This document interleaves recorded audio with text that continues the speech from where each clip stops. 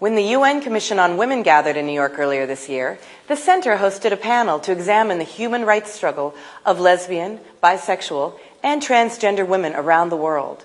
This next segment looks at some of the challenges these women face. What we're also trying to do is create a space where folks primarily from the New York community can learn about some of the extraordinary work that is taking place in other countries and other regions. I want to start with Carrie Shelver from South Africa on my right, Kim Vance from Canada, Rebecca Sevilla from Peru, and Marina Bernal from Mexico. Carrie, defying your age, I might say, has had a long, long history of activist work in South Africa and has actually been the director of an organization that some of you might know about called the National Coalition for Gay and Lesbian Equality. That was before that organization shifted in name to the Equality Project. I'm sure as I speak slowly, for those of you who haven't had that much exposure to this kind of information,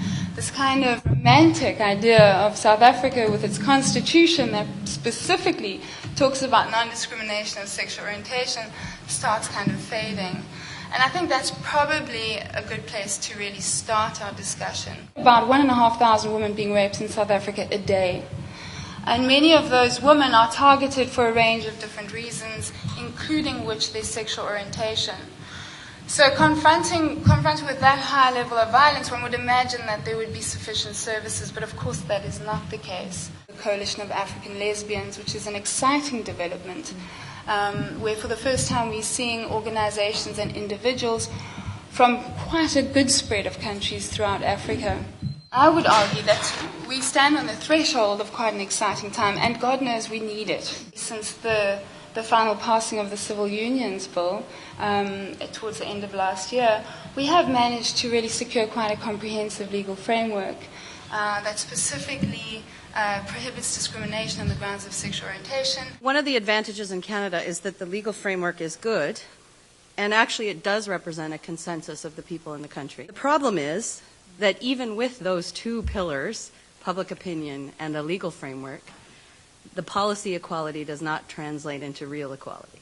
And the problem in Canada right now is even if the left mobilizes, it doesn't have a really good shot at defeating the right. We have a conservative minority right now, and it's not looking like that's going to change anytime in the near future, which is very problematic because they do things like say they're going to reopen the marriage debate, and we laugh because we know that they can't do that. And they tried and they failed. But in the last year, they have successfully gutted the entire Status of Women program. They have abandoned the National Child Care Policy. And they've canceled the Court Challenges program. You know, working in the international context, I realized how privileged we are in Canada to have a Court Challenges program. But nonetheless, it's allowed most of these victories to happen because it essentially allows people to get funded to bring challenges against charter challenges around equality rights.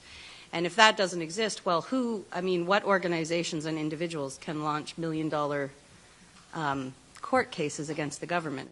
We have been active at the UN level since, I think, 1975. So before any gay and lesbian international organization started accreditation at the UN. If we are a community fighting for social justice, we have to be consistent.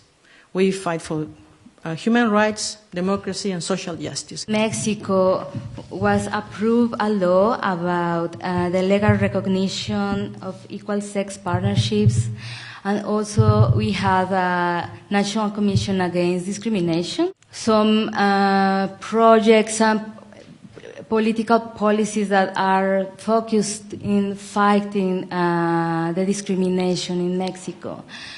But when we look deeper in the lives, in the real lives of the lesbian women and the lesbians and the LGBT people in Mexico, we find how difficult it is to connect. It's a little hard, and I've shared this with a couple of people tonight, to get Americans concerned about events beyond our own borders. So I thank you all for coming and recognizing that there is no movement that doesn't include everyone, that our movement as a segment or a separate issue is not going to move forward unless we really partner with other liberation struggles here and around the world. Terry has an extraordinary conviction in building bridges, and